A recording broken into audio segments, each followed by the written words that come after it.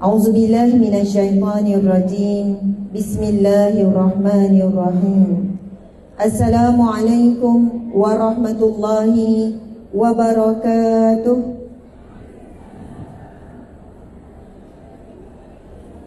Lemah lembutnya orang Gopeng Perak. Gopeng? Bukan. Sini kawasan mana ni? Betul lah Gopeng kan? Masya Allah, lemah lembutnya. Koma tu saya. Koma kan? Koma apa khabar? Betul tak tuan? Betul lah, boleh lah. Subhanallah. Alhamdulillah, muslimin-muslimat, kita mulakan majlis kita. Tadi pengurusi majlis buka majlis tak? Pengurusi majlis ni kena potong gaji ni kan. Dia tak ada baca biodata semua, tak ada. Dia langgar je belaka. Subhanallah. Tapi pasangan suami isteri memang luar biasa, sangat hebat. Nantilah saya cerita sikit. Bro Firdaus dengan isteri tercintanya, Masya Allah, dan anak-anaknya dan semua krunya. Marilah sama-sama kita memulakan majlis ilmu kita. Dan kita memulakan taman syurga yang sementara yang Allah pilih untuk kita hadir pada saat ini dengan bacaan Ummul Kitab Al-Fatihah. A'udzu billahi minasyaitonir rajim. Baca ya semua dengan suara yang kuat dan jelas.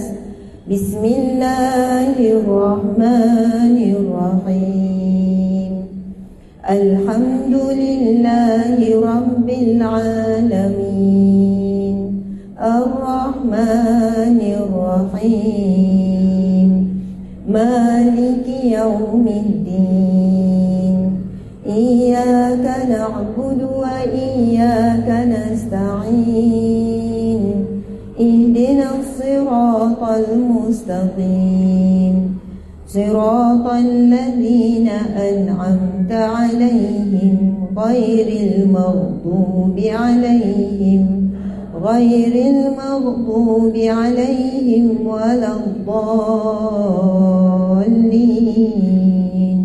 Amin.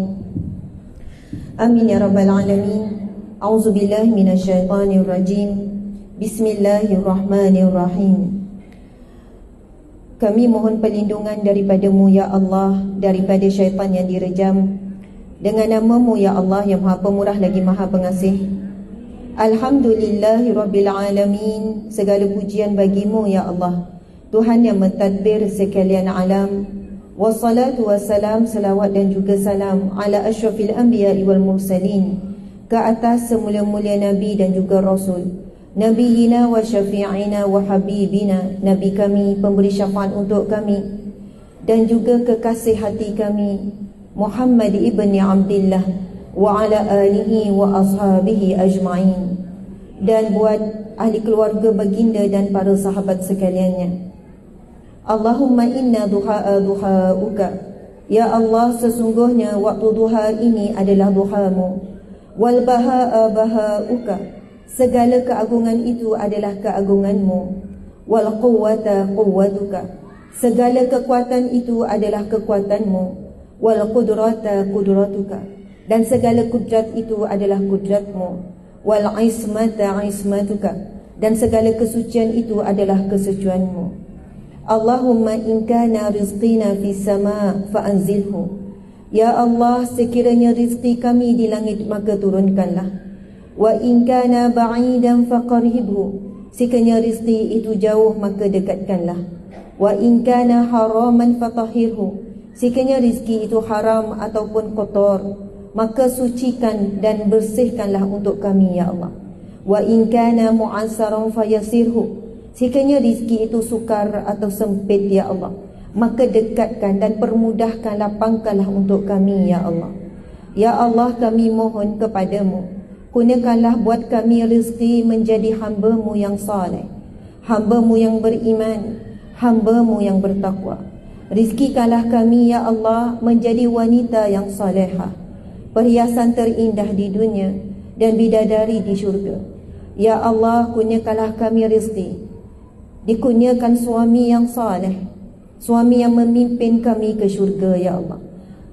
suami yang melindungi kami daripada api neraka dan seluruh keluarga ya Allah. Ya Allah, kami mohon rizki, kurniakanlah kami anak, zuriat, keturunan, cucu, cicit yang saleh dan salehah, yang menyambung perjuangan Nabi Muhammad sallallahu alaihi wasallam.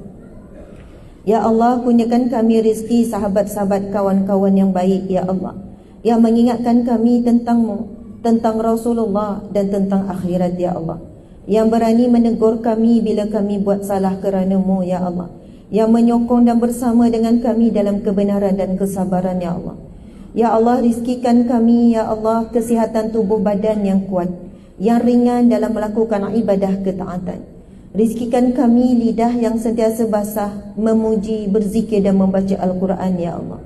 Ya Allah, rizkikan kami masa yang barakah, sehingga masa-masa yang berlalu itu mengandungi pahala ya Allah. Kami melakukan kebajikan demi kebajikan ya Allah. Ya Allah, berikanlah kami rezeki dalam rupa harta yang barakah, harta yang sentiasa mengalir seperti air zam-zam yang tidak pernah putus dan yang bertebaran ke seluruh bumi ya Allah. Ya Allah, berikanlah kami harta kekayaan sehingga kami menggunakannya untuk jalan-Mu ya Allah, untuk kami menguatkan kekuatan umat Islam ya Allah, untuk berjuang menegakkan kalimah la ilaha illallah Muhammadur Rasulullah. Ya Allah, ya Rahman, ya Rahim, berkatilah majlis pada hari ini, berkatilah penganjur Darul Ta'lim Jaulah Umi Abi Event Management, berkatilah Ustaz Muhammad Nasir bin Abdullah dan isterinya Ustazah Faizah binti John, berkatilah anak-anak dan keluarga ini ya Allah.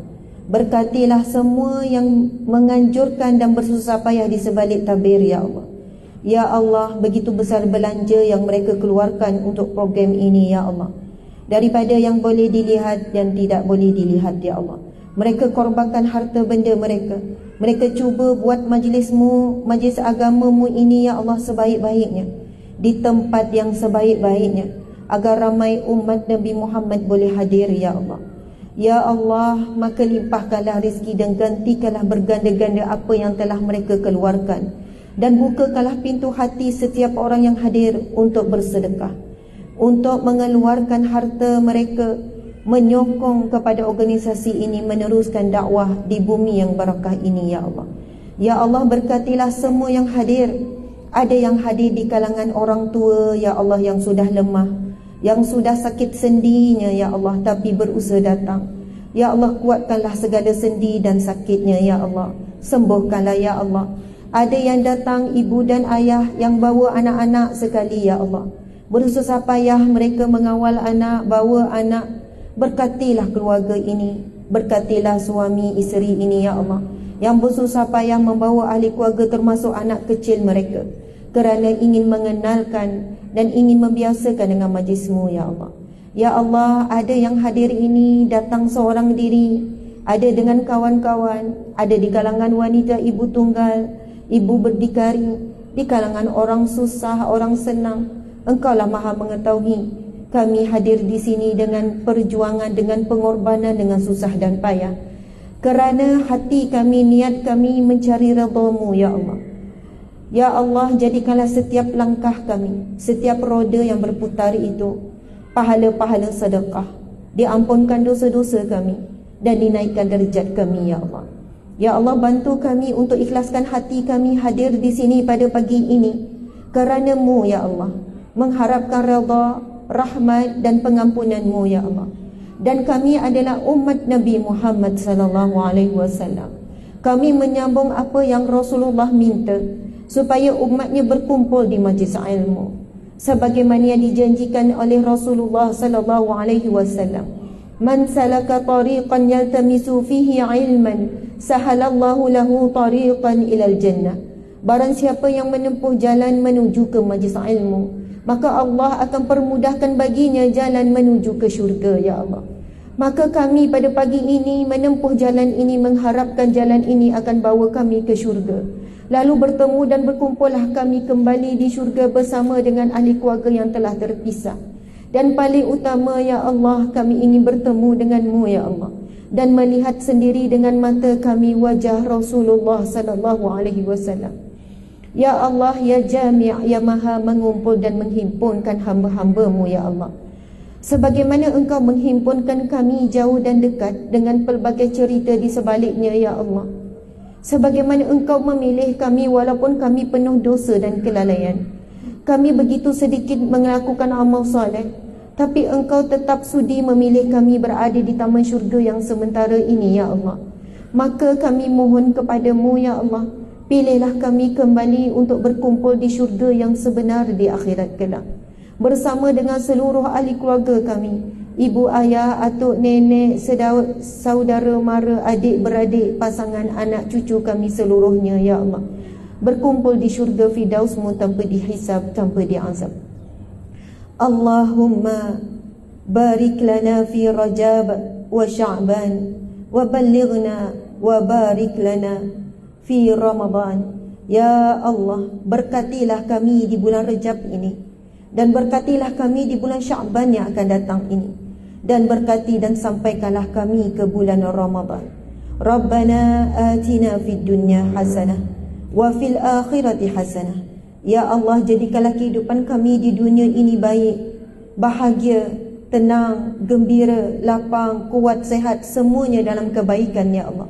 Dan jadikanlah kehidupan kami di akhirat kelak, di alam barzah dan juga di mahsyar, dalam keadaan yang baik, dalam redha, dalam naungan-Mu, Ya Allah. Dan sehingga kami berakhir di syurga-Mu, Ya Allah.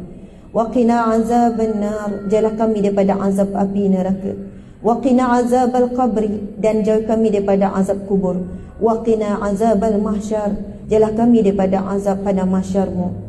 Allahumma inna na'udzubika min azabi jahannam wa na'udzubika min azabil qabr wa na'udzubika min fitnatil mahya wal mamat wa na'udzubika min syarri fitnatil masihid dajjal. Ya Allah, kami mohon daripada-Mu keselamatan, perlindungan daripada azab kubur dan azab api neraka, daripada fitnah hidup dan fitnah kematian, dan daripada kejahatan fitnatud dajjal, Ya Allah, dan segala kuncu-kuncunya. Wa sallallahu ala sayyidina Muhammad wa ala alihi wa sahbihi wa sallam. Walhamdulillahi rabbil alamin. Amin ya rabbal alamin. Taqabbalallahu minkum minna wa minkum taqabbal ya karim. Subhanallah, walhamdulillah, wa la ilaha illallah, wallahu akbar. Hebat sekali orang Perak. Apabila dia menganjurkan satu program seperti ini, dia buat bersungguh-sungguh. Sebagaimana yang ditunjukkan oleh penganjur kita Darul Ta'lim Jaulah Umi Abi Event Management ni. Siapakah pengasas kepada Jaulah Umi Abi? MC tadi itulah, yang kita nampak orangnya kelakar-kelakar gitu kan, lucu-lucu ya.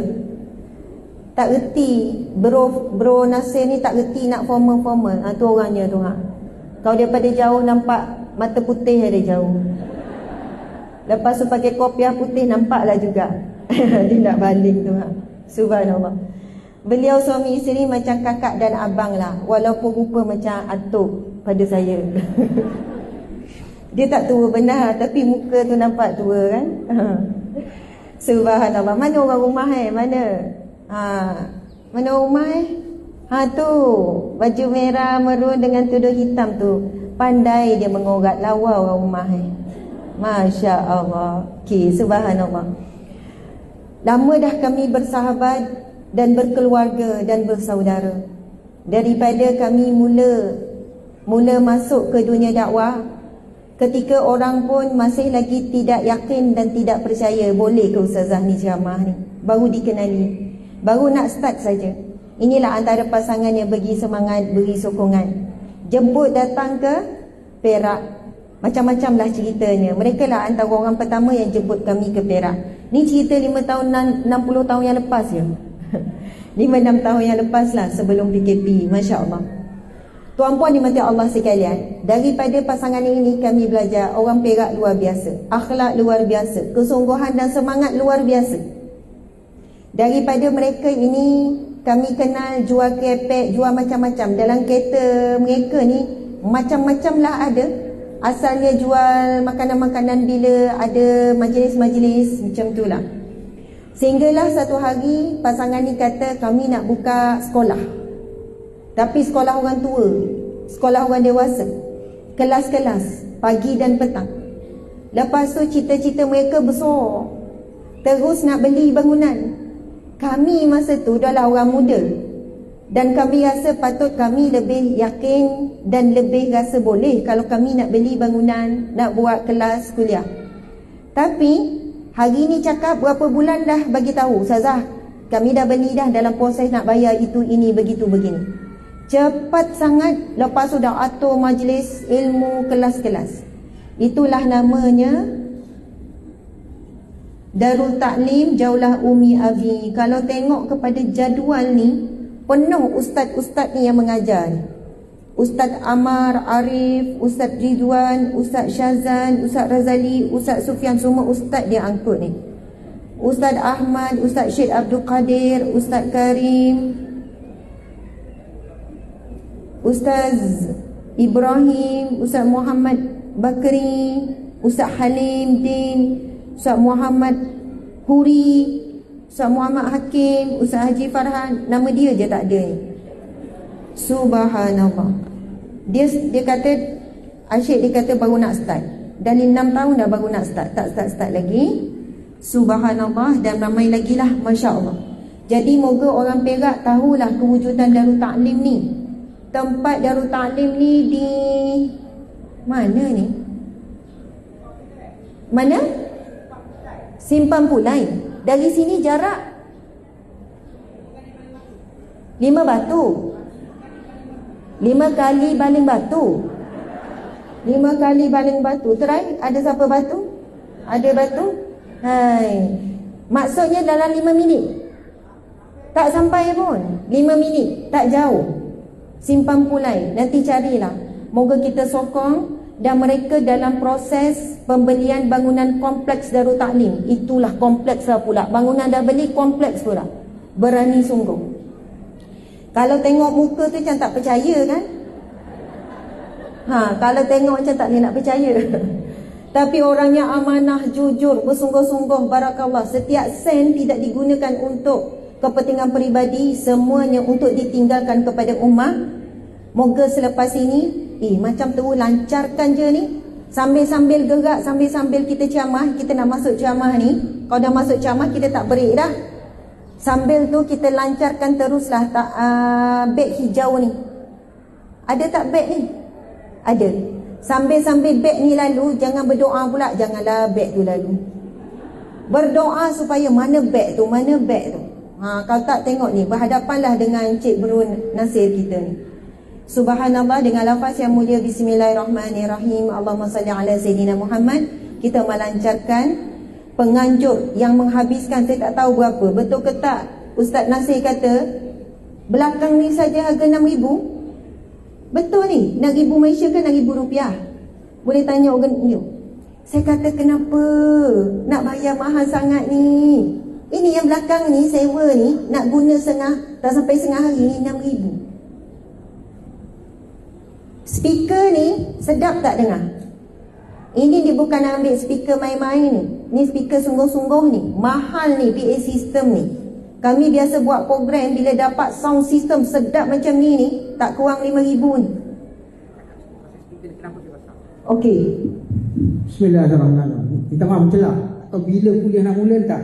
Dia bukan apa. Saya ambil ini sebagai satu cabaran.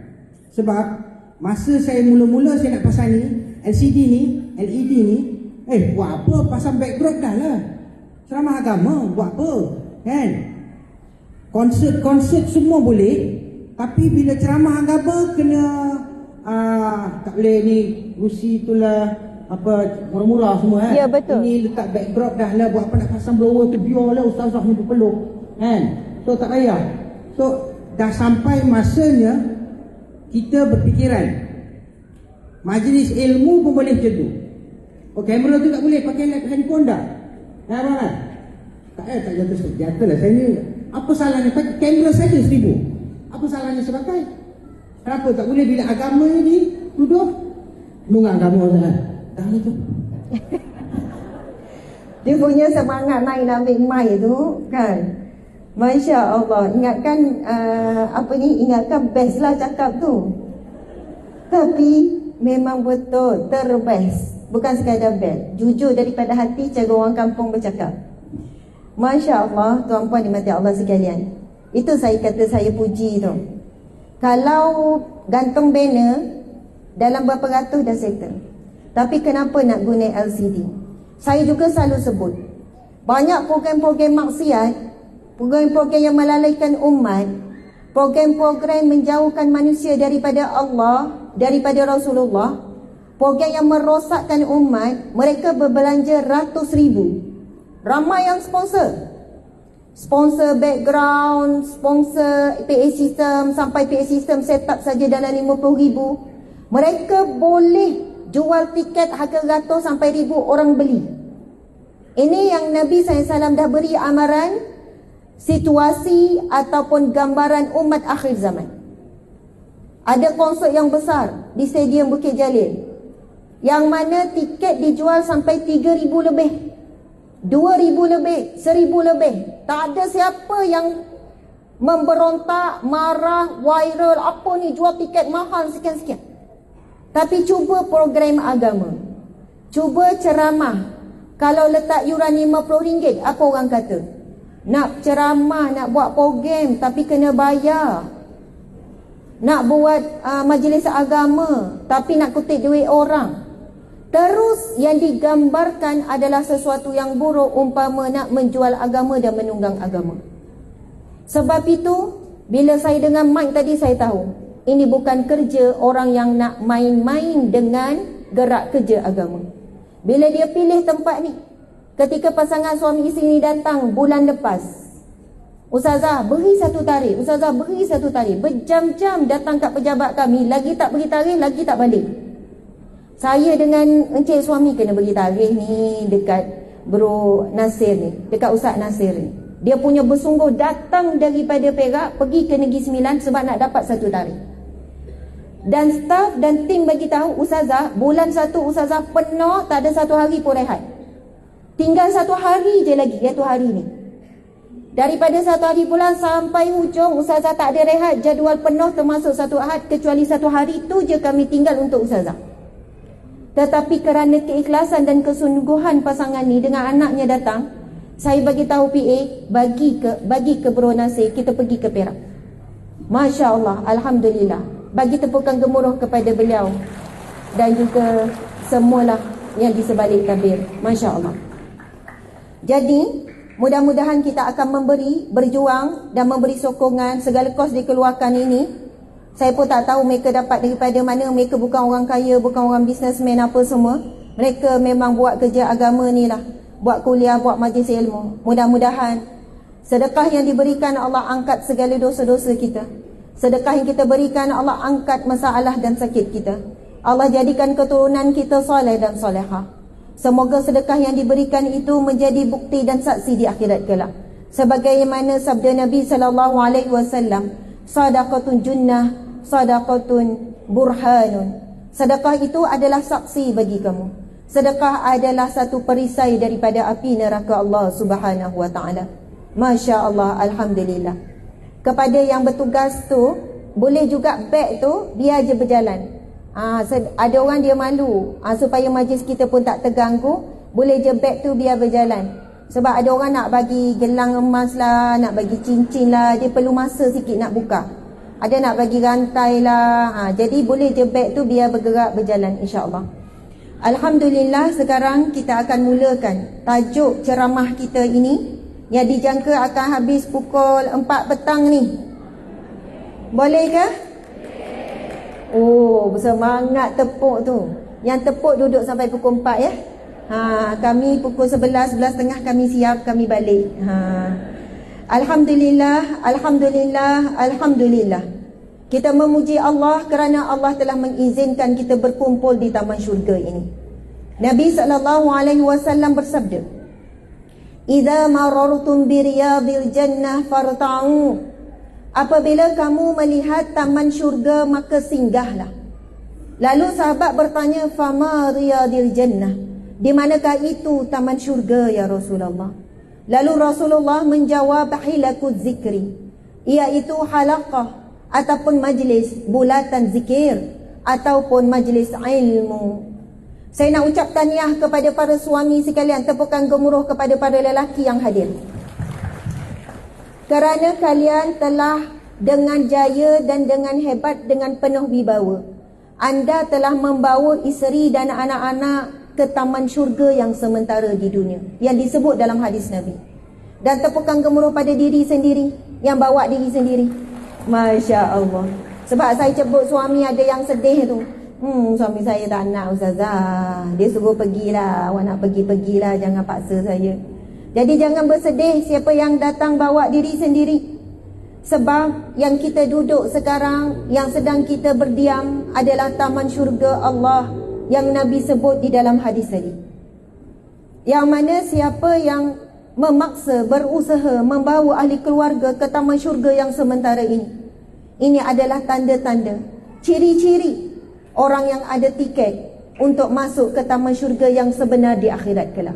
Amin ya rabbal alamin. Subhanallah. Orang yang suka taman syurga di dunia, Allah juga suka kepadanya untuk dimasukkan ke taman syurga yang sebenar di akhirat kelak. Allahu akbar. Di dalam sebuah hadis Nabi SAW, hadis tu panjang, tapi saya baca yang hujung. Barang siapa yang berpaling daripada majlis Allah, orang yang tahu ada majlis ilmu, ada kuliah maghrib, ada forum perdana, ada ceramah itu, ada kuliah subuh, mereka dah nampak, dah tahu dah tu hebahan tu, bahkan mungkin duduk dekat masjid dah, patut tahu ada kuliah, dan dia tak ada sebab pun untuk dia berlalu. Cuma hatinya tidak bersungguh-sungguh, tidak boleh nak lawan perasaan nak balik baring, nak balik makan, nak balik layan TV, apa sajalah, nak pergi lepak kedai kopi. Tak boleh lawan perasaan nak duduk.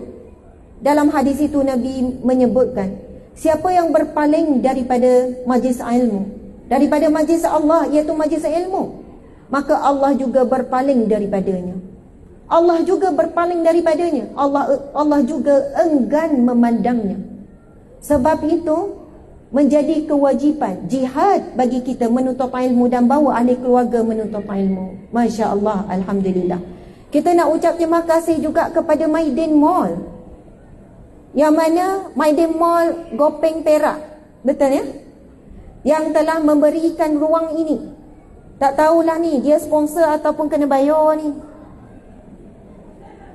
Kena bayar.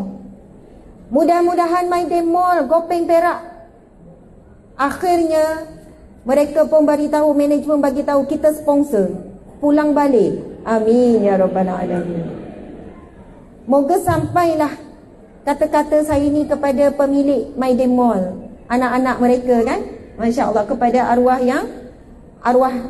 Tuan Haji Maidin ni, Masya Allah, sampailah pahala kepada arwah ayah mereka yang telah mengasaskan Maidin ni, dengan menyediakan majlis ilmu seperti ini, menyediakan tempat. Masya Allah, alhamdulillah. Subhanallah. Tajuk kita iaitu keadaan umat ataupun keadaan manusia sebelum kiamat. Angkat sepada buku ni. Masya Allah, alhamdulillah. Sekarang kita buka, kita baca hadis yang kedua. Boleh buka muka surat 12. Muka surat 12. Saya baca, tuan-puan ikut sama. Boleh ke? Sama-sama ambil barakah membaca hadis Nabi sallallahu alaihi wasallam. Tetapi saya tak akan baca daripada awal sebab dia riwayat dia ambil panjang. Cuba tengok, jumpa tak perkataan An Zainab? Baris yang ketiga, An Zainab. Kita akan mula baca daripada situ. Saya baca, semua ikut balik, semua ikut sama. Oh, yang belakang tu berdiri sebab dah habis tikar. Patutlah berdiri. Masya Allah. Macam mana Ustaz Nasir? Tak ada jual tikar ni kan? Dalam Maidin ada jual tikar kan? Siapa yang bermurah hati, dia masuk Maidin sekejap, lepas tu dia pun hampa, ramai pula boleh duduk. Masya Allah, besar pahala. Tak apa, kalau dapat berdiri boleh turun lemak tu, boleh kuruskan badan. Masya Allah. Okey, muslimin muslimat, saya baca, semua ikut. Bismillahirrahmanirrahim. Kuatkan suara ya. Yang belakang-belakang, itu antara cara kita beradab dengan Rasulullah, iaitu beradab ketika hadis Nabi dibacakan, dan kita sama-sama membacakannya insya-Allah. Sekali lagi ya, orang Perak semangat. Bismillahirrahmanirrahim. An Zainab binti Jahshin radhiyallahu anhun anna an-nabiyya sallallahu alaihi wasallam dakhala alaiha fazi'an yaqul la ilaha illallah wailun lil arab min syarrin qad iqtarab futihal yawm min radmi ya'juj wa ma'juj mislu hadhihi wa halaqa bi isba'ihi al-ibhami wallati taliha qalat Zainab bintu Jahshin faqultu ya Rasulullah anhilku anahliku wa fina salihun qala na'am idza kasural khabas. Rawahu Bukhari dan Muslim. Hadis sahih riwayat Bukhari dan Muslim. Maksudnya, Zainab binti Jahsy radhiyallahu anha, iaitu salah seorang isteri Nabi sallallahu alaihi wasallam. Beliau berkata, pada suatu hari Rasulullah sallallahu alaihi wasallam masuk ke dalam rumahnya dalam keadaan cemas, lalu bersabda, dalam keadaan cemas, dalam keadaan nampak takut. Lalu Nabi pun berkata, la ilaha illallah, tiada sembahan, tiada Tuhan melainkan Allah. Celakalah bagi bangsa Arab daripada kejahatan malapetaka yang sudah hampir menerima mereka. Pada hari ini telah terbuka daripada dinding Ya'juj dan Ma'juj seperti ini, dan baginda menemukan hujung jari dan hujung jari yang sebelahnya, ni jari telunjuk, yang dengan itu mengisyaratkan seperti bulatan. Cuba buat jari kita, hujung jari telunjuk dengan ibu jari. Nabi buat gaya seperti ini. Nabi kata telah terbuka lubang Ya'juj Ma'juj sebesar ini. Maksudnya sudah hampir sangat dekat dengan kiamat. Lubang Ya'juj Ma'juj ketika Nabi menyampaikan hadis ini sudah sebesar ini. Lalu Zainab binti Jahsy bertanya, ya Rasulullah, apakah kami akan binasa sedangkan dalam kalangan kami masih ada orang-orang yang soleh? Lalu Nabi SAW bersabda, ya benar, seandainya kejahatan sudah terlalu banyak, seandainya kejahatan sudah terlalu banyak, maka ketika itu orang yang soleh yang berada di kalangan manusia juga akan ditimpa keburukan, akan ditimpa musibah, akan ditimpa malapetaka. Muslimin muslimat yang dirahmati Allah sekalian, sekarang apa yang Nabi sebutkan ini sudah berlaku atau tidak? Sudah berlaku. Apa yang kita lihat pada hari ini membenarkan seluruh hadis yang terkumpul di dalam ini, sebanyak 40 hadis keadaan umat akhir zaman. Semuanya telah membenarkan apa yang kita lihat hari ini, keburukan, maksiat, program-program yang merosakkan ummah, kejahatan-kejahatan, riba berleluasa, orang yang tidak membayar zakat, tidak rasa apa-apa. Dia solat, dia puasa, tetapi dia tidak membayar zakat. Kadang jika pada zaman para sahabat, mereka itu diperangi dan dibunuh. Hari ini ramai di kalangan kita wanita-wanita memakai emas tapi tidak mengeluarkan zakat emas. Dia pakai penuh sampai dekat siku sebab dia nak elak daripada bayar zakat. Sebab dia kata kalau simpan baru bayar, pakai tak kena bayar. Sebenarnya ia tetap wajib bayar zakat sekiranya dah melebihi daripada kadar uruf kebiasaan. Dia pakai cincin sampai penuh jari, dia nak elak daripada keluar zakat. Dia pakai rantai sampai labuhlah sampai ke bawah, sampai beruntai-untai. Sebab apa? Dalam hadis yang sahih, Nabi menggambarkan setiap emas yang tidak dikeluarkan zakat, yang patut wajib keluarkan zakat, dia akan bertukar menjadi ular yang berbisa di akhirat kelak, akan membelit mereka yang tidak mengeluarkan zakat emas ini. Belum cerita zakat-zakat yang lain lagi. Hari ini umat Islam ramai tidak bayar zakat. Ini adalah satu kemungkaran yang sangat besar, sebab ia adalah rukun Islam yang keempat. Maka ia tidak sempurna menjadi Islam. Dia nampak seperti Muslim, dia solat, dia tutup aurat, tetapi dia puasa, dia pergi umrah berkali-kali, tetapi Muslimnya tidak sempurna. Jika rukun Islam tidak sempurna, mana mungkin dia nak jadi mukmin, iaitu orang yang beriman? Sebab perlu Muslim dulu, kemudian mukmin, kemudian muttaqin, kemudian muhsinin, muqarrabin, yang sangat dekat dengan Allah Subhanahu wa taala. Jadi hari ini kita jangan fikir kemungkaran ini berleluasa benda yang kita nampak. Kita tak sedar kita juga pelaku kemungkaran. Hari ini ramai mana yang beli motor gunakan pembelian cara riba. Sebab nak beli motor, bila nak beli motor, pergi bank tak nak uruskan. Kalau sekadar pembelian 6,000, motor harga 5,000, 7,000, bank tak uruskan. Akhirnya adalah satu pembelian kaedah kredit mudah, saya tak sebutlah nama apa, yang boleh lulus 1 hari, 2 hari, 3 hari. Terus saja setuju tanpa fikir panjang. Kita cakap apa? Nak guna untuk anak, nak guna hantar anak sekolah, nak guna pergi cari rezeki. Akhirnya sign je, tak fikir apa. Sedangkan golongan yang terlibat dengan riba diperangi oleh Allah. Allah mengisytiharkan perang orang yang terlibat dengan riba. Hari ini ramai orang masuk pelaburan itu, pelaburan ni, jual beli emas yang tidak jelas, pelbagai bentuk yang memang terbukti dapat duit segera dan duit berganda. Maka tak fikir dah, tak kaji dah, asal ada seorang dua kata patuh syariah, terus ambil.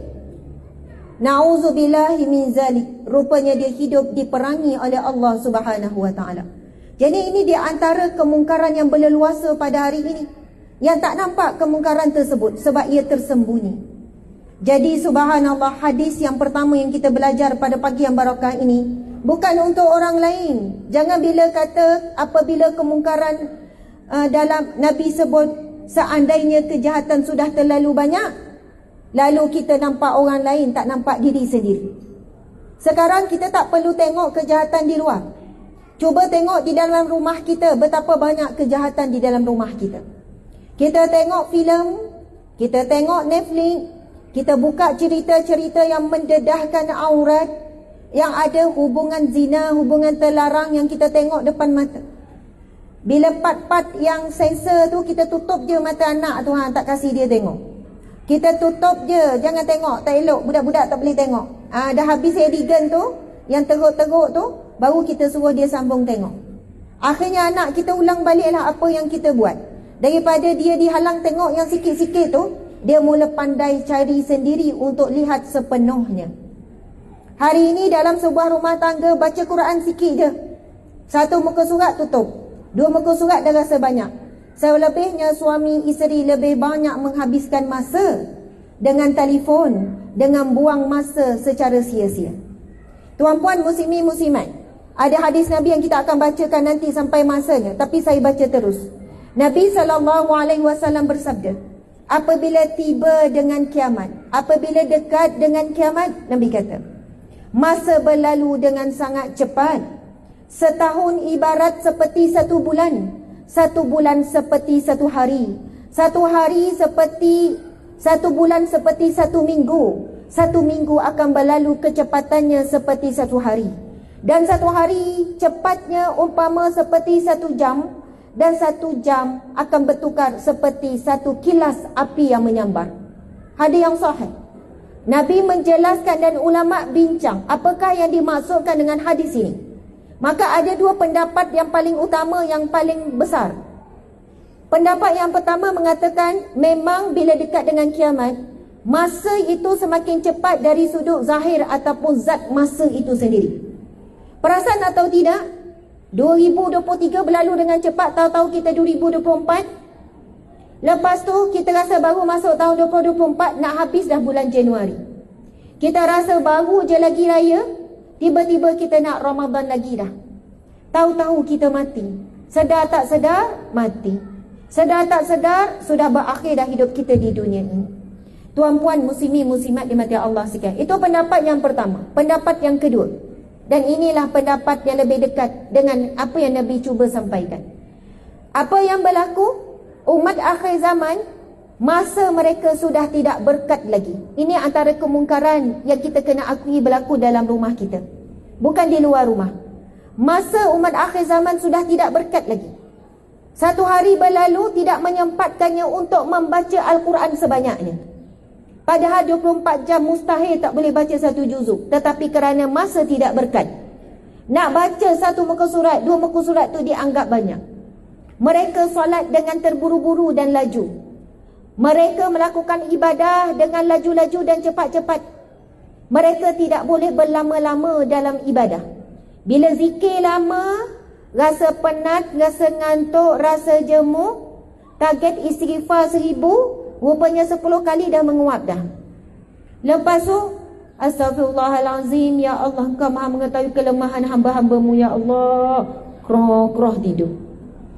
Tapi bila tengok movie 2 jam tak ngantuk. Habis movie tu sambung movie lain pula.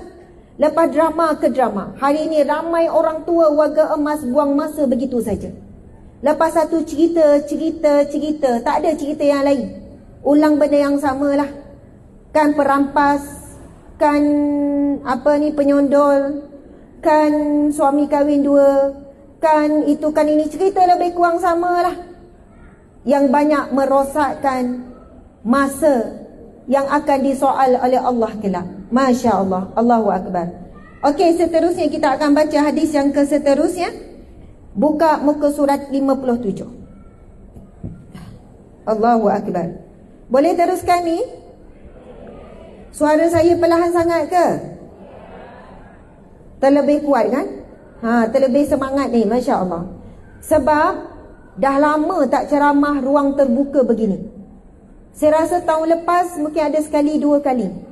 Nak katanya jarang. Dan ini adalah satu idea yang sangat bagus. Sebab biasa ceramah kuliah di masjid, di surau, di madrasah tertutup. Bila buat terbuka macam ni, dia menunjukkan syiar Islam. Jadi orang bukan Islam pun nampak, tengok, dia orang berkumpul buat apa tu. Hari tu, saya balik daripada ceramah, saya tak ingat mana, saya naik flight. Lepas tu saya duduk di sebelah orang bukan Islam, non-Muslim, Chinese. Orang Melayu kita lah. Orang Melayu pula. Orang Malaysia, Chinese. Lepas tu, dia nampak macam, saya ni macam artis-artis kan. Sebab macam ramai je yang tegur, pramugari pun tegur, orang pun macam tu kan. Dia pun tertanya-tanya lah macam saya ni siapa kan. Lepas tu, bila borak-borak, dia pun cakap Melayu fasih lah, orang Malaysia, orang Cina. Bila borak-borak, dia tanya, awak buat apa? Awak siapa? Macam tu lah. Saya pun cakap lah, saya ini penceramah. Awak ceramah apa? Saya kata, saya kalau ceramah pasal keluarga, pasal agama, pasal akhirat, pasal alam-alam yang selepas mati. Saya cakap-cakap macam tu lah. Dia kata, banyak ya awak nak cakap. Memang banyak lah, apa yang awak nak cakap itu banyak. Banyak, tak pernah habis saya cakap. Lepas tu saya tanya balik, dalam agama awak, di Kristian ataupun di Buddha, saya tak ingat, ada tak ceramah-ceramah? Tak ada, Ma. Tak ada ceramah-ceramah macam awak orang Melayu. Saya tengok ceramah. Kadang-kadang saya tengok dekat masjid tu selalu ada ceramah kan. Saya fikir diorang cakap pasal apa, tak berhenti-berhenti, tak habis-habis. Selang beberapa hari ada ceramah dan saya tengok orang selalu ramai. Saya kata takkan tak ada ceramah dalam agama awak. Adalah dia sebut gereja. Adalah di gereja tapi mereka ulang benda yang samalah. Lepas tu adalah kalau ceramah pun pasal bisnes lah, pasal berniaga macam tu lah. Dia kata banyak topik awak mau ceramah. Banyak. Al-Quran itu, hadis ni, Masya Allah. Jadi, bila kita buat ceramah terbuka begini, dia menampakkan syiar Islam. Orang bukan Islam boleh nampak. Boleh jadi mereka juga dengar daripada jauh. Tahniah ya kepada orang Perak. Terbaik, Masya Allah. Okey, kita nak baca hadis yang ke-9. Muka surat 57. Sama-sama baca. Semangat, duduk tegak. Masya Allah. Keluarkan suara emas tu. Bismillahirrahmanirrahim. Haddatsana Muhammad bin Abbad wa ibnu Abi Umar jami'an. Belakang tak dengar suara orang depan je ni. Yang belakang pun semangat sama ya. Masya Allah. Sebab kalau saya tak buat macam ni, boleh jadi di antara kita tak pernah baca hadis Nabi. Dia cuma dengar je orang baca, dengar je ustaz-ustazah baca. Al-Quran dia baca, tapi hadis Nabi tak pernah dibaca dengan lidah dia. Sedangkan hadis Nabi kalau kita baca dapat pahala. Besar pahalanya kita lafaz dengan lidah hadis Nabi. Sebab apa? Ia adalah kalamun Nabi, kata-kata Nabi, kalamu Rasulullah. Dan ia juga adalah wahyu daripada Allah. Membacanya adalah ibadah dan diberi pahala. Okey, sambung. An Marwan Al-Fazari qala ibnu Abbad haddatsana Marwan an Yazid yani ibn Kaisan an Abi Hazim an Abi Hurairah qala Rasulullah sallallahu alaihi wasallam bada al-islamu ghariban wa sayaudu kama bada'a ghariban fatuba lil ghuraba. Rawahu Muslim. Sadaqa Rasulullah sallallahu alaihi wasallam. Maha benarlah kata-kata Nabi sallallahu alaihi wasallam.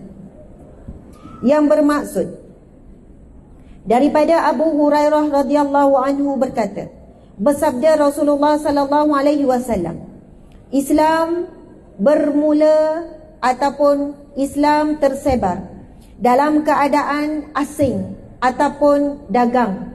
Maksudnya terasing. Dan ia akan kembali asing pula. Maka beruntunglah orang-orang yang asing. Siapakah orang yang asing yang disebut oleh Nabi? Nabi menyebutkan bahawa Islam bermula asing. Ketika itu tidak ada seorang pun yang mengucap syahadah kecuali Nabi SAW. Lalu manusia pertama yang mengucap syahadah, yang menerima ajaran Nabi, ajakan dan seruan Nabi, adalah seorang wanita, iaitu isteri Nabi Sayyidatina Khadijah binti Khuwailid. Kemudian orang yang kedua yang menerima Islam, siapa? Sayyidina Abu Bakar radhiyallahu anhu. Masya Allah, Allahu Akbar. Itulah dia lelaki yang pertama di dalam Islam, yang apabila Nabi menyampaikan bahawa aku telah diberikan wahyu oleh Tuhan, dilantik menjadi Rasul dan Nabi, dan telah disampaikan kalimah syahadah la ilaha illallah Muhammadur Rasulullah. Sayyidina Abu Bakar dan isteri Nabi tanpa berfikir, tanpa ragu-ragu sedikit pun mengakui perutusan Nabi Muhammad sallallahu alaihi wasallam. Tuan-puan muslimin muslimat, selama 2 tahun Nabi menyampaikan dakwah secara sembunyi, daripada rumah ke rumah. Nabi ketuk pintu rumah, cakap perlahan, cakap elok-elok, menyampaikan ajaran. Dan bagi yang menolak, bagi yang enggan, Nabi pesan, kalau kamu tidak menerima tak apa, tetapi jangan kamu bagi tahu orang lain.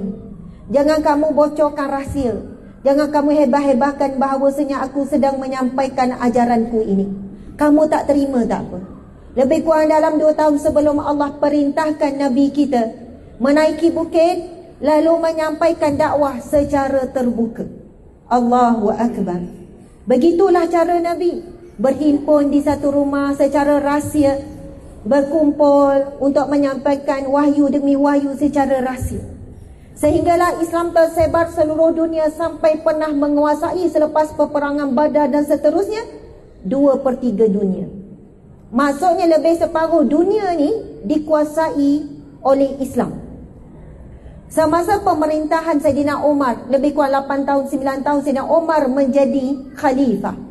Saidina Umar telah melakukan perluasan kuasa, telah menghantar umat Islam, para alim ulama hampir di seluruh dunia. Saidina Umar membuat perubahan kepada sistem pemerintah yang sangat dahsyat, yang sangat laju, membina kementerian itu, kementerian ini. Dari sudut politik, Saidina Umar sangat luar biasa. Sehingga Islam menguasai 2/3 dunia. Kalau kita tengok hari ini yang menguasai dunia siapa? Barat. Kerana mereka menguasai ekonomi dunia. Ketika itu yang menguasai ekonomi dunia adalah Islam, menguasai politik dunia adalah Islam, dari segi diplomatiknya Islam, dari sudut sosialnya ada di Islam, dan seluruh termasuk Rom dan Parsi juga kuasa besar tunduk kepada sistem khalifah Islam. Hebat sekali. Daripada bermula kosong, seorang, 2 orang, sehingga menguasai seluruh 2/3 dunia, lebih daripada separuh. Dan sekarang Islam sedang turun. Dan kita dalam keadaan bangkit semula. Dan sebelum berlakunya kiamat, Islam akan kembali menguasai 2/3 dunia.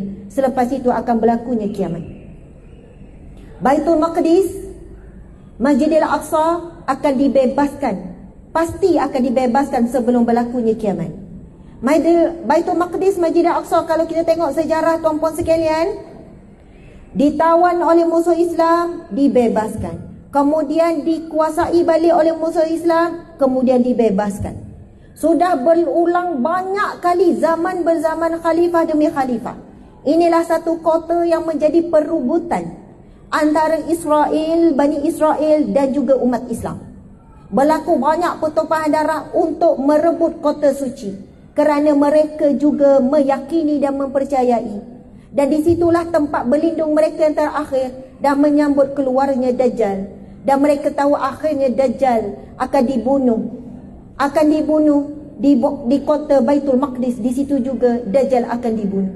Subhanallah, Allahu Akbar. Jadi tuan-puan muslimin muslimat, Islam hari ini kembali dagang asing. Orang yang beramal dengan Islam, bukan nak cakap mengaku macam kita, tetapi orang yang nak beramal dengan Islam, nak hidup cara Islam, nak berpakai-pakai Islam, bercakap dengan akhlak Islam, dah semakin sedikit, dah semakin kurang. Bahkan Nabi sebut umat Islam yang nak beramal dengan sebenar-benar ajaran di akhir zaman, umpama menggenggam bara api. Umpama menggenggam bara api. Orang nampak dia sakit dan dia juga sakit. Bila dia selalu pergi kuliah, kemudian dia mungkin ni kaki kuliah ni orang ni tak ni. Kadang dipeli-peli. Ada orang nak hijrah, dipeli-peli. Ada orang kaki masjid juga dipeli-peli. Kadang nak buat kebaikan dikata riak, suka menunjuk-nunjuk. Kadang bila dia ajak pergi kepada kebaikan, dikatakan suka nak cakap, nak tunjuk dia baik, ataupun nak berlagak baik, ataupun nak bagi tahu orang lain tak baik, dia je baik, macam-macam. Sebagai tuduhan dilakukan kepada orang yang nak menyebarkan kebaikan.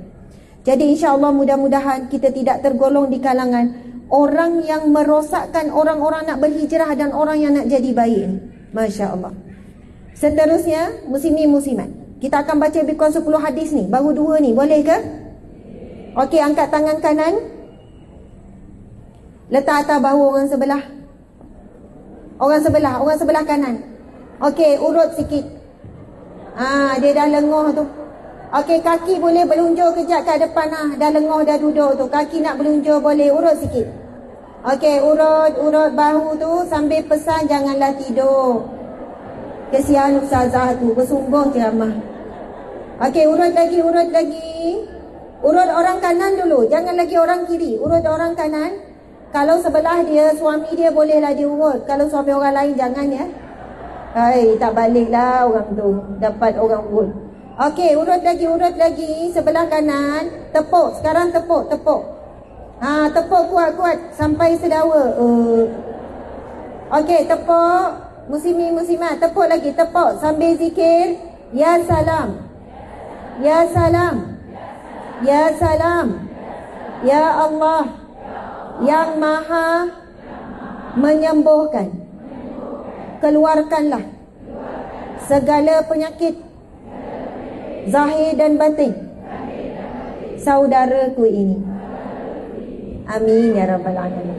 Angkat tangan kiri. Okey, urut pula orang sebelah tu. Sian dia urut kita tadi. Okey, urut dulu bahu. Urut dulu, jangan tepuk lagi. Urut betul-betul, jangan main-main. Ada yang buat-buat urut. Urut bahu kuat-kuat. Okey, cekik sikit leher dia. Ngantuk sangat. Okey, urut lengan. Okey, sekarang turun ke pinggang sikit. Dia jangan kira ya berapa lapis. Ada 3 lapis lah. Jangan. Dia dah tarik nafas dah tu. Okey, sekarang tepuk. Ya salam. Tepuk kuat-kuat. Ya salam. Ya salam.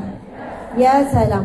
Ya Allah yang maha menyembuhkan, keluarkanlah segala penyakit zahir dan batin sahabatku ini. Alhamdulillah. Masya Allah. Okey, boleh tegang mata balik ya. Okey, Alhamdulillah. Sekarang kita nak baca hadis yang ke-12. Buka muka surat 78. Muka surat 78. Okey, baca sama-sama. Bismillahirrahmanirrahim. Haddatsani Zuhair bin Harb. Haddatsana Jarir an Suhail an Abi Hurairah qala Rasulullah sallallahu alaihi wasallam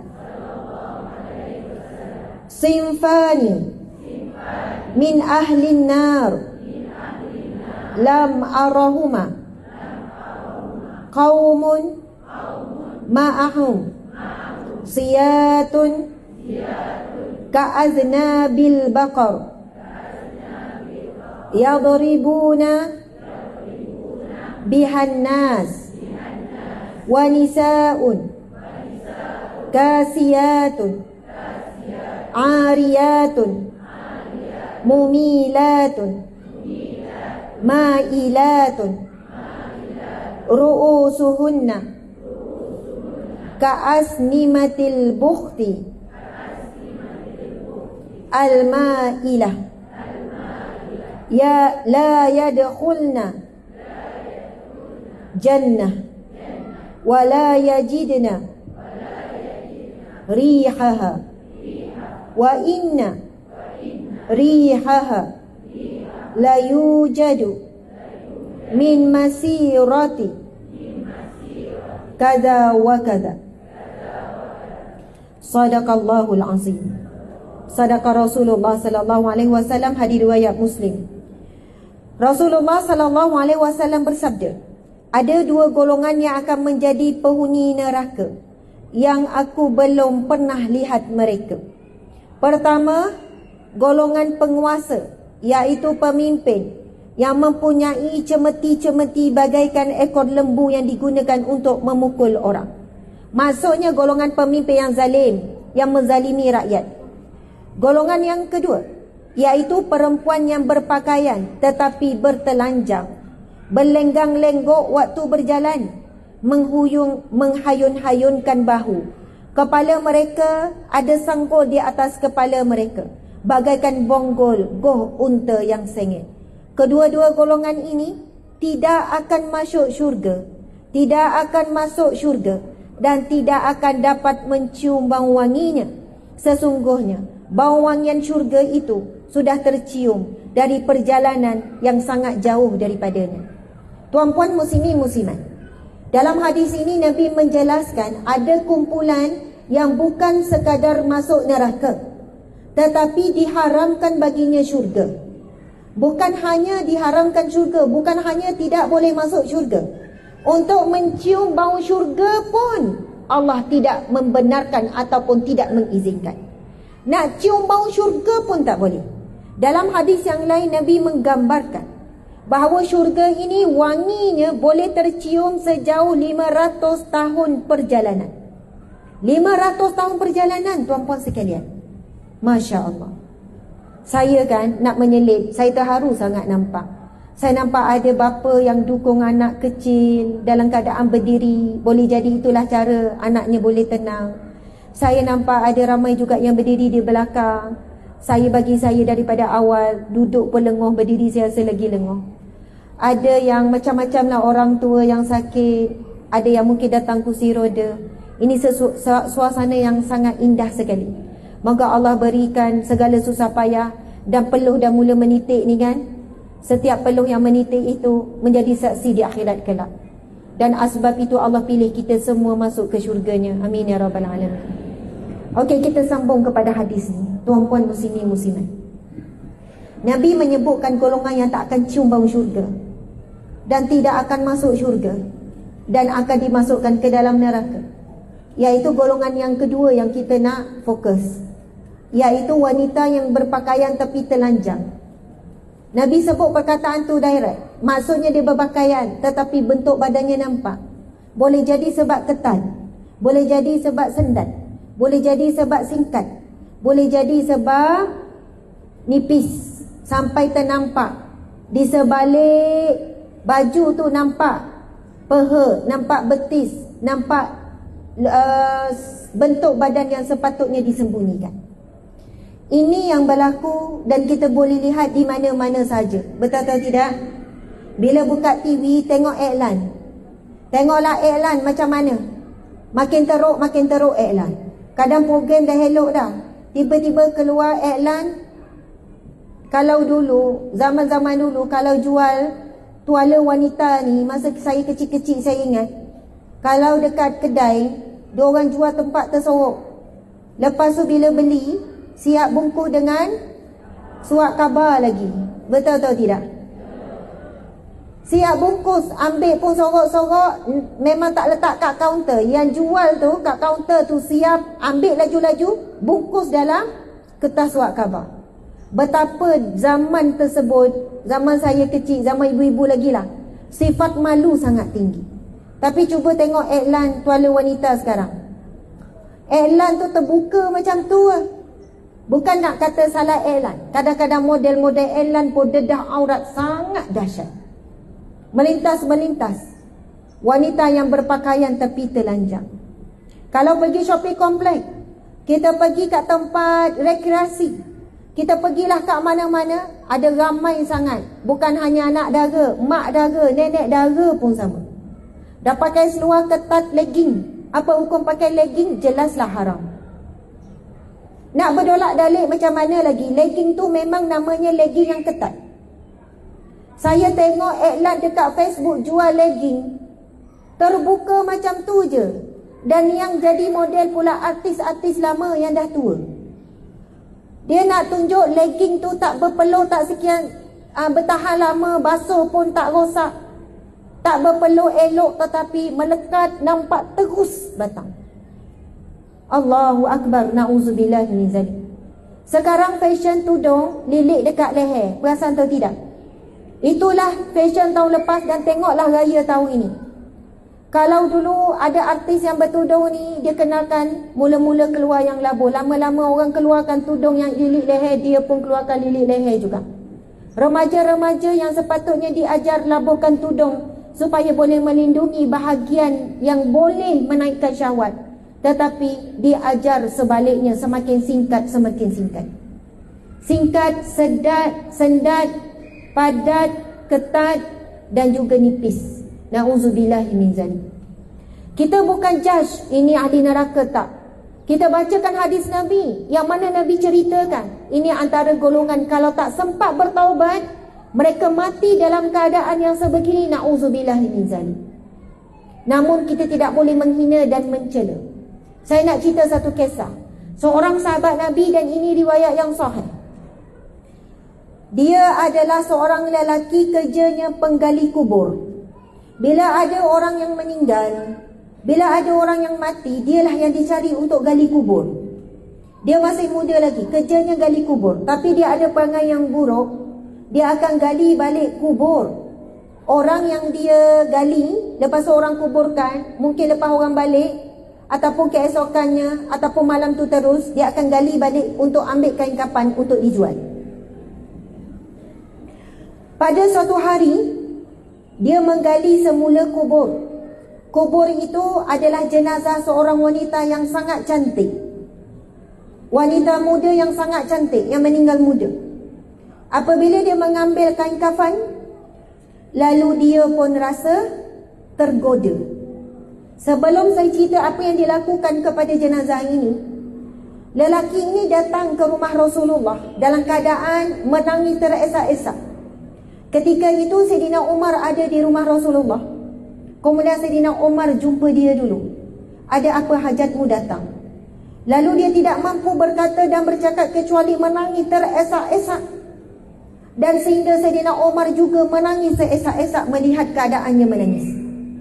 Lalu Rasulullah bertanya, wahai Umar, siapakah itu? Rasulullah pun beritahulah si fulan pemuda ini datang. Dan kenapa kamu menangis wahai Umar? Aku tidak tahu ya Rasulullah, tetapi lelaki ini menangis begitu teruk, begitu dahsyat. Kemudian Rasulullah pun panggil dan dia di hadapan Rasulullah. Lalu dia berkata, ya Rasulullah, aku telah melakukan dosa yang begitu besar ya Rasulullah. Kemudian Rasulullah bertanya lagi.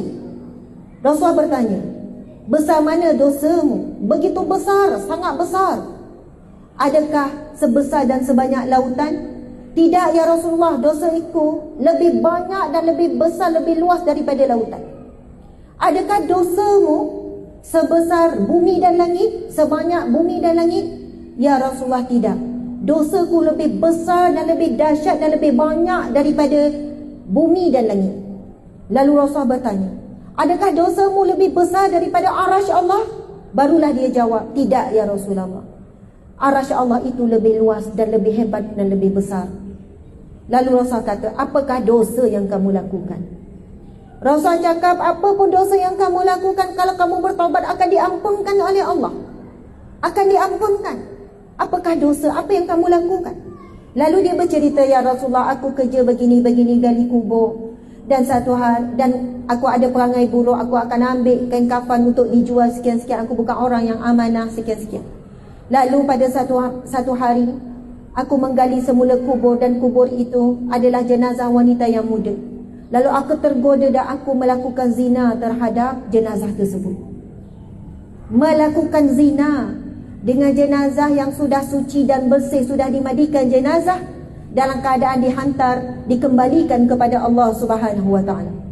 Lalu setelah aku melakukan perbuatan yang kotor dan jijik tersebut, aku berlalu beberapa ketika nak meninggalkan kubur wanita tersebut. Lalu wanita itu berkata, Allah izinkan wanita itu berkata, wanita ini dah meninggal dunia, jenazah. Wahai hamba Allah, adakah kamu sanggup meninggalkan aku dalam keadaan berjunub untuk aku berhadapan dengan Allah?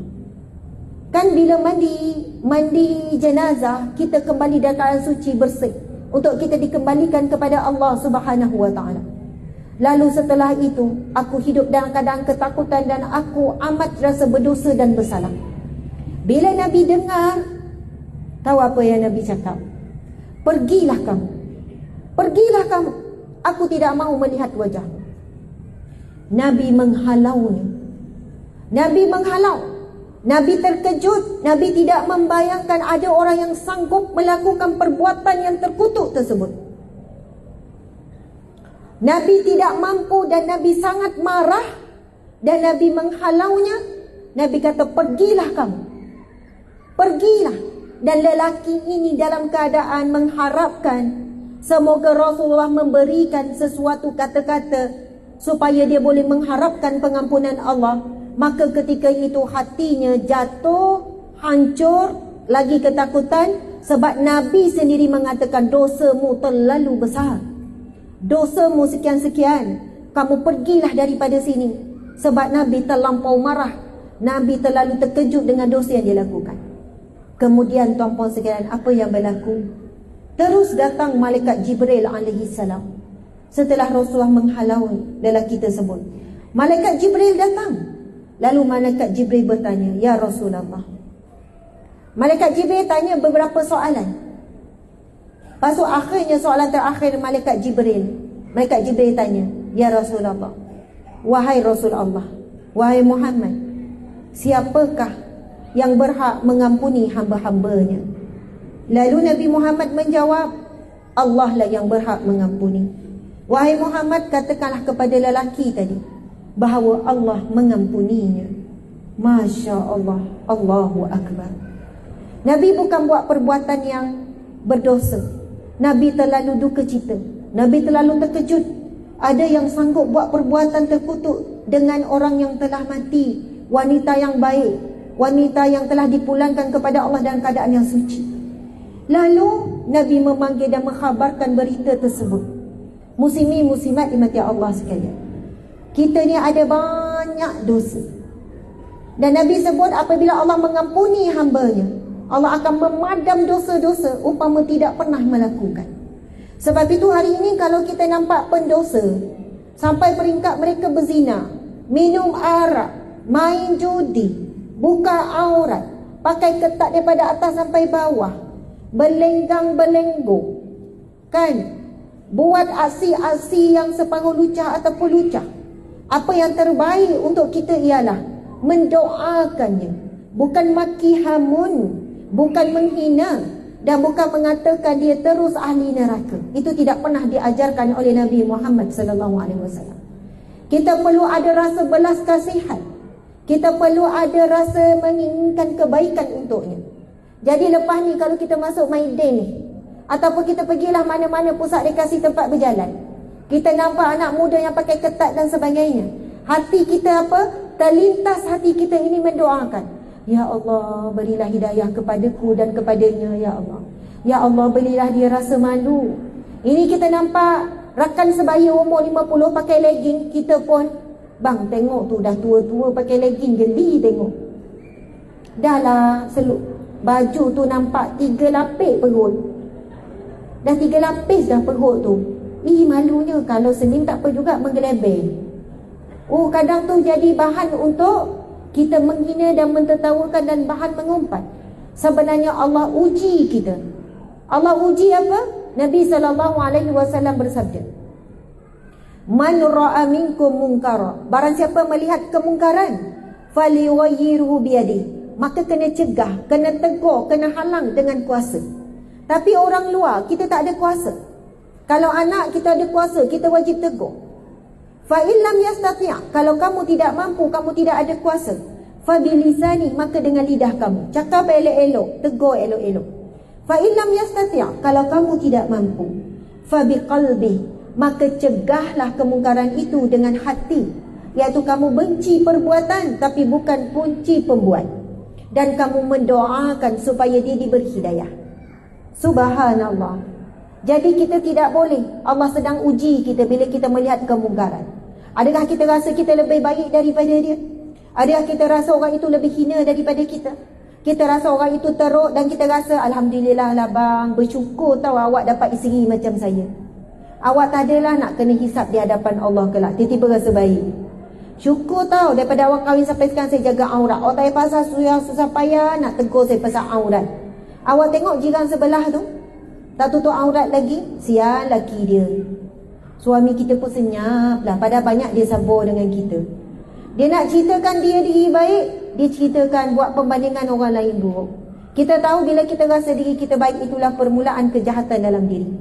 Dan bila kita rasa kita jahat, kita tak baik, kita kurang, itulah permulaan perubahan yang baik dalam diri kita, insya-Allah. Alhamdulillah, Alhamdulillah, masa kita dah habis, dah pukul 11.06. Sekarang Sebagai penutup kita pilih satu lagi hadis yang terakhir. Boleh? Larat lagi tak ni? Ni besar kipas atas ni ha. Risau tak? Tak risau kan? Siapa ada kipas macam ni kat rumah dia? Bagus kan? Rasa tak kipas tu nampak slow je dia gerak? Oh rasa. Kat atas saya tak ada kipas ni ha. Ada tu aircon tu. Masya Allah. Yang ujung-ujung berpeluh tak? Ui, hebatlah orang Gopeng ni ha. Dia peluh tapi tak ngaku dia berpeluh ha. Masya Allah. Okey, muslimin muslimat yang dirahmati Allah sekalian, kita baca hadis yang ke-16, muka surat 103. Masya Allah. Kalau ikut tanda ni masa akan jadi singkat. Kita dah baca tapi bagus juga ni. Kita baca hadis yang ke-16 ni. Ini peringatan kita bersama. Ini tentang kita belaka ni, tentang kita semua ni. Masya Allah. Bismillahirrahmanirrahim. Kita ambil terus qala. Sabar. Qala yang hujung, qala yang depan tu ya. Qala fawaffiqa lana Abdullah bin Umar bin Khattab qala fa akhbirni 'ani sa'ah qala mal mas'ulu anha bi'alama minas sa'il qala fa akhbirni 'an amaratiha qala an talidal amatu rabbataha wa an tara al-hufata al-urata al-alah ri'a asya'i yatatawaluna fil bunyan. Sadaqa Rasulullah sallallahu alaihi wasallam. Hadis sahih riwayat Muslim. Kemudian daripada Yahya bin Ya'mar, dia telah berkata, maka dia persetujui kepada kami Abdullah bin Umar radhiyallahu anhu. Kemudian Jibril bertanya kepada Rasulullah sallallahu alaihi wasallam, maka kabarkan kepadaku tentang hari kiamat. Lalu Nabi SAW menjawab, orang yang ditanya lebih tahu daripada orang yang bertanya. Orang yang ditanya tiada lebih tahu daripada orang yang bertanya. Maka Jibril AS lalu berkata, kalau begitu beritahu kepadaku tentang tanda-tanda kiamat. Maka Nabi SAW menjawab, bahawa hamba akan melahirkan tuannya, dan engkau melihat orang yang berjalan tanpa kasut, dan orang yang bertelanjang lagi miskin, yang hanya mengembala kambing itu berlumba-lumba untuk membuat binaan. Masya Allah. Nak balik dah ke madrasah. Subhanallah, Ustazah saya nak ucap terima kasih. Tadi Ustazah sempat dengar kamu menyampaikan qasidah lagu nasyid tadi tu dengan sangat indah dan sangat terbaik. Ustazah mendoakan kamu semua dikurniakan Allah, dijadikan kamu semua Allahumma faqihu fiddin wa alimhu ta'wil, Allahumma alimul hikmah, Allahumma ja'alhu minal ulama, minal umara, min hufazil Quran, min ibadikas salihin, minal mujahidin, minal mu'minin al muttaqin. Saya doakan anak-anak ni semuanya, kamu semua menjadi pejuang agama Allah, menjadi penghafaz Al-Quran dan penjaga agama Allah, menyambung perjuangan Rasulullah SAW, dan kamu dikurniakan isteri yang salihah. Amin ya rabbal alamin. Masya-Allah. Okey, barakallah. Madrasah mana ni nama? Madrasah Mahat Hafiz Al-Khalidiyah. Barakallah. Okey, masya-Allah. Okey, muslimin muslimat. Hadis ini Nabi memberitahu tentang tanda-tanda dekat kiamat, iaitu Tuhan akan Tuan melahirkan, hamba melahirkan Tuan. Apa maksud? Ibu bapa melahirkan Tuan, ataupun ibu melahirkan Tuan, ataupun ibu bapa membentuk Tuan. Ini yang berlaku pada hari ini. Ibu bapa yang tua pun tak mampu nak tegur anak, tak mampu nak tegur menantu. Bahkan kalau nak telefon anak pun hari ini ibu bapa takut ganggu anak. Hari ini ibu bapa yang dah tua umur 50-60 nak tegur sikit, hari tu nampak anak tu pakai ketat, nak tegur. Lepas tu anak ibu ni fikir, kan kalau tegur anak ni tak nak balik, merajuk. Bila anak ni balik kat rumah, duduk dalam bilik tak keluar, tandas duduk kat luar, mak nak ketuk pintu kejut subuh pun takut sekarang. Ibu bapa zaman sekarang. Sebab anak masa kecil okey lagi, sekolah menengah okey lagi. Bila dah makin dewasa, makin pandai dan makin berbisa dalam menjawab. Allahu Akbar. Na'udzubillahi min zalik. Kalau kita fikir-fikir balik, kemungkinan juga daripada didikan kita. Terlalu membesarkan anak, terlalu merajakan anak, terlalu apa sahajalah untuk anak. Sampai anak tu masa kecil tak diberi beban tanggungjawab. Balik sekolah, anak letak macam tu je kasut, mak pun pergi, betul kan? Lepas tu ada stokin bergulung, mak pergi kutip. Baju sekolah pun pergi ambil dalam bilik tu, mak yang pergi basuh. Dah siap hidang baru panggil anak makan. Makan. Jom makan. Lepas siap makan, tak apa, mak kemas, pergilah buat kerja sekolah. Mak tahu banyak kerja sekolah, kau penat, tak apa, mak buat. Anak dilayan seperti raja, ibu pula jadi pelayan. Ibu dan ayah pula yang memenuhi segala keperluan anak. Anak tidak dididik untuk berbakti kepada ibu ayah sedari kecil. Anak tidak dididik supaya angkat air untuk ibu ayah. Anak tidak dididik membasuh pakaian ibu dan ayah. Anak tidak dididik untuk hidang makan ibu ayah. Anak tidak dididik untuk urut ibu ayah. Anak tidak dididik supaya tidak menjawab dan bila nak lintas depan ibu ayah kena tunduk dan sebagainya. Hari ini ibu bapa sangat terbuka dengan anak-anak. Apa yang anak nak, apa yang cucu nak, diusahakan sedaya upaya walaupun terpaksa menagih. Susah sangat nak berkata tidak kepada anak.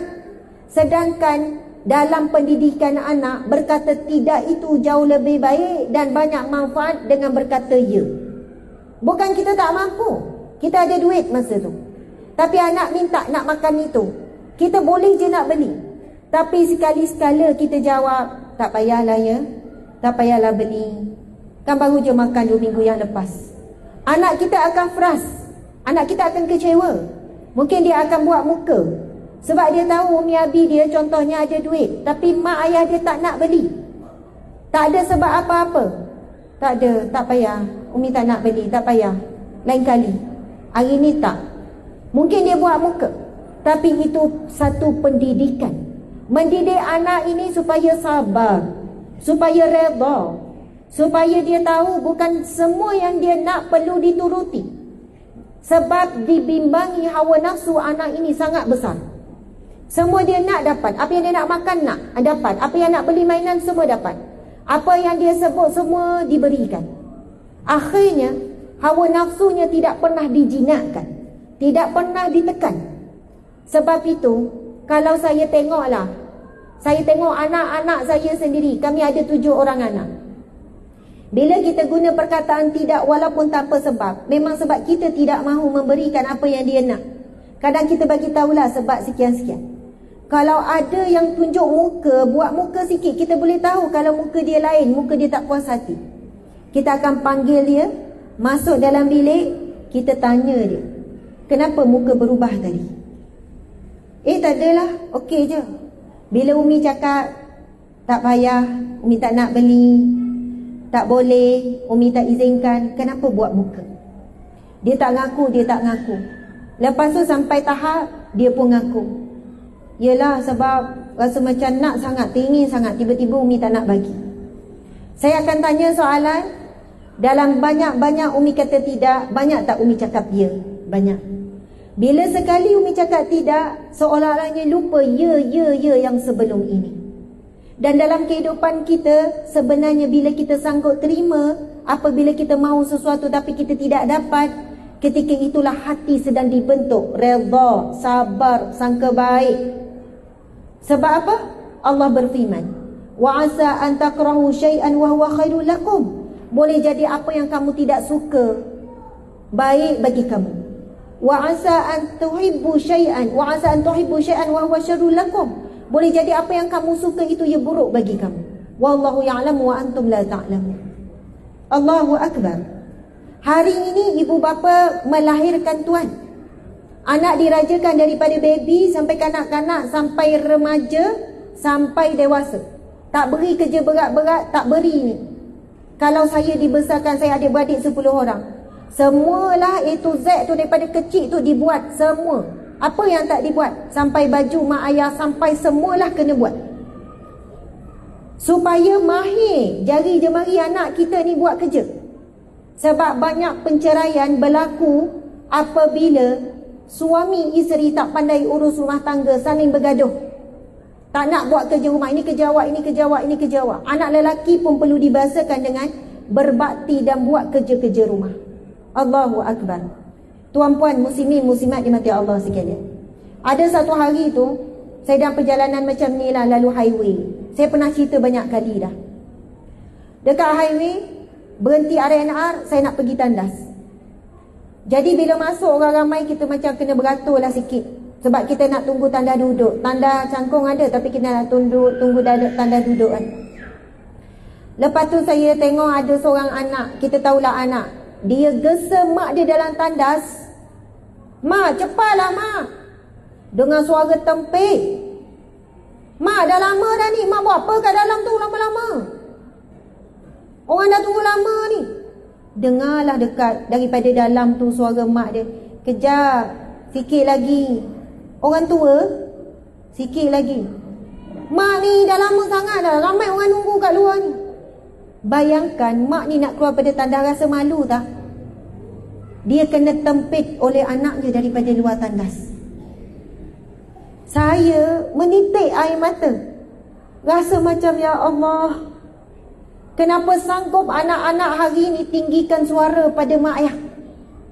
Tuan-puan sekalian, ada seorang pensyarah ni, pensyarah universiti ni, dia tengok depan mata dia cerita ustazah, pelajar saya, masa tu kebetulan selisih dengan saya, pelajar bijak, pelajar cemerlang, tapi Allah nak takdirkan masa tu, dia tak perasan saya lalu, mak ayah dia duduk tepi kereta, dengan dia duduk sebelah mak ayah, dia berdiri tepi kereta, macam itulah mak ayah datang ziarah kan.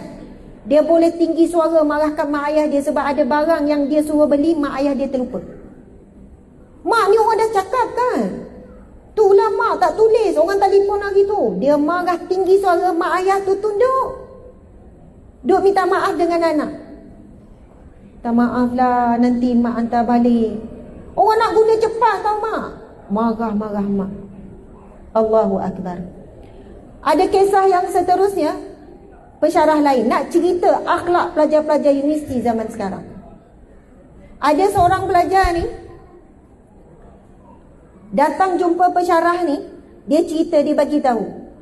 Doktor, bukan doktor, dia profesor, perempuan. Prof ni cerita pada saya. Dia kata ada seorang pelajar main ngadu pada saya. Prof, ada seorang pelajar ni, mak dia datang nak jumpa dia, dah seminggu dia tak nak jumpa mak dia. Mak dia duduk mana? Ada numpang bilik dia sewa. Kenapa dia tak nak jumpa mak dia? Pelajar ni lelaki, tak nak jumpa mak.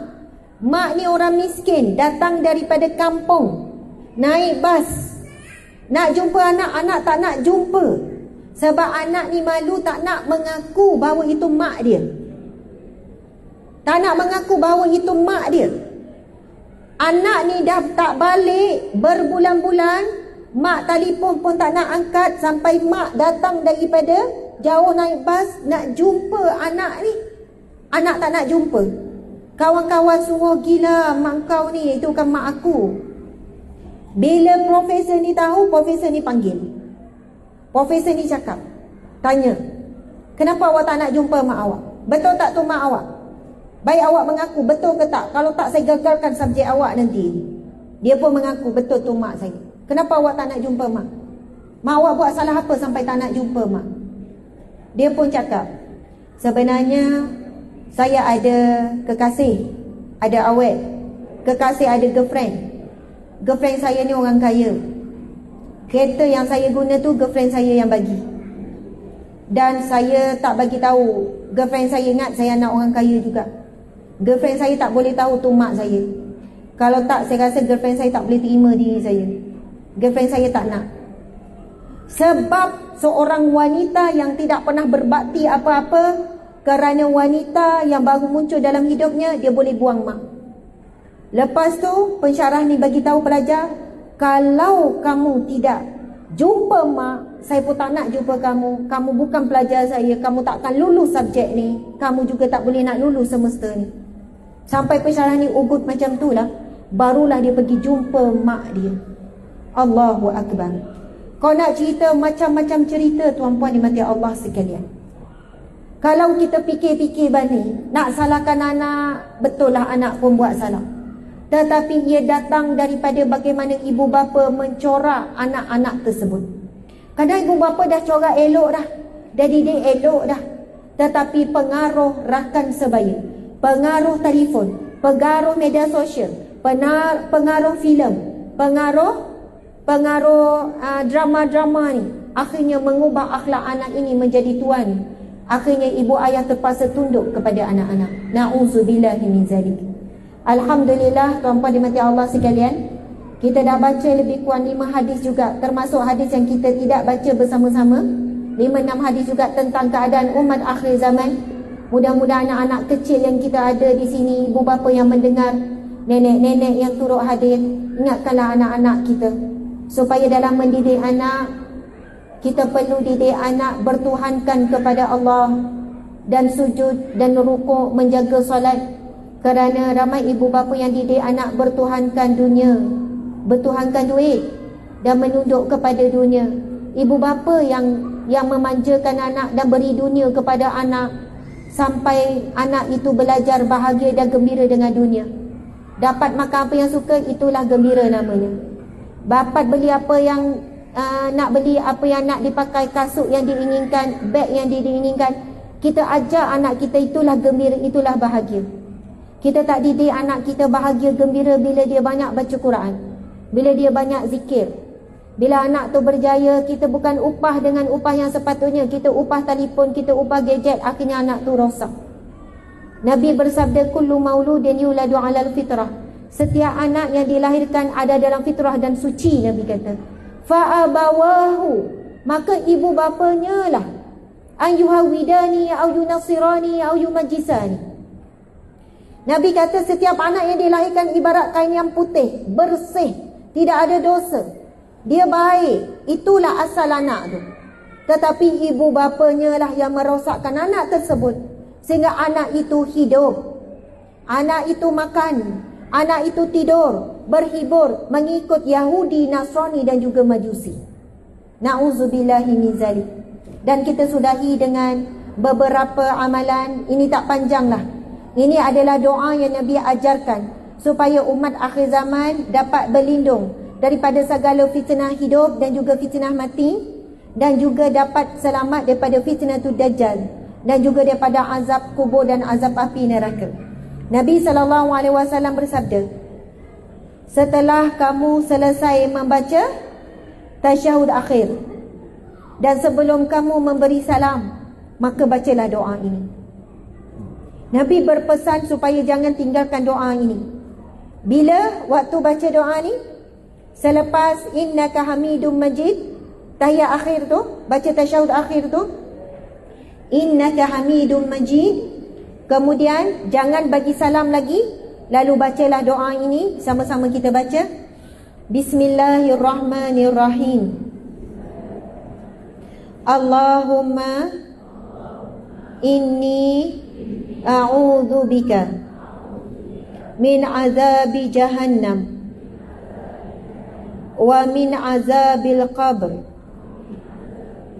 wa min fitnati mahya wal mamat wa min syarri fitnati masihid dajjal. Ya Allah, saya bermohon kepadamu, lindungilah diriku dan keluargaku daripada azab api neraka, daripada azab kubur, daripada fitnah hidup dan fitnah mati, dan daripada kejahatan fitnah dajjal dan kuncu-kuncu dajjal. Amin ya rabbal alamin. Subhanallah. Carilah doa tu dalam internet, boleh cari dan suruhlah anak print dan tampallah dekat mana sudut rumah yang kita boleh tengok. Kalau boleh tampal dekat dinding yang kita biasa solat.